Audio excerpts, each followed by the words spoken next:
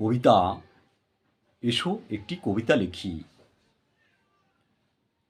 মানুষ, পশু পাখি, নদী নালা, পাহাড় পর্বত, প্রকৃতি সবাই আছি যেখানে। পরস্পরের মিলনে অতীত বর্তমান মিলিয়ে উজ্জ্বল ভবিষ্যতের শুভাগমনে। আপ্লুত হৃদয় নিয়ে যৌবনের সুনিপন চাহিদাগুলো আত্মীয়তায় ঘিরে, চৈত্রের বিষাদময় তাপ্তহ নির্ঘুম কালরাত্রি পেছনে ফেলে এগিয়ে যায় ধীরে ধীরে।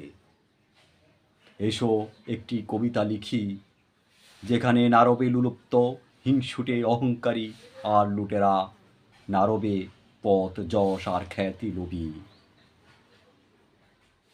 অনাবিল আনন্দ আর সুখর মদিময় আঙ্গিনা, স্বপ্নের মতো রবে সকলই, রবে না অভাবী।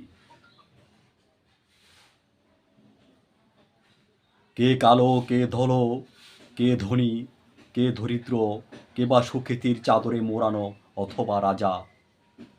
বৈষম্যকে তুচ্ছ জ্ঞান করে উঁচু নিচুর প্রাচীর ভেঙে রবে না সেখানে দলিত অথবা প্রজা।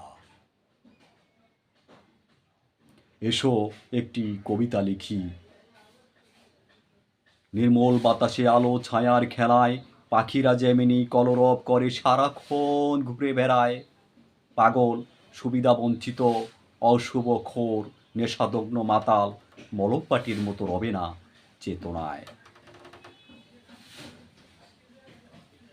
গরিবের পেটে লাথি মারা অথবা আঙ্গুল ফুলে কলা গাছ হবে না কেউ, অথবা দেশদ্রোহী। স্বর্গের রক্ষীরা যেন অবাক হয়ে তাকিয়ে রয় এবং এই বাংলায় আসতে হতে চায় আগ্রহী।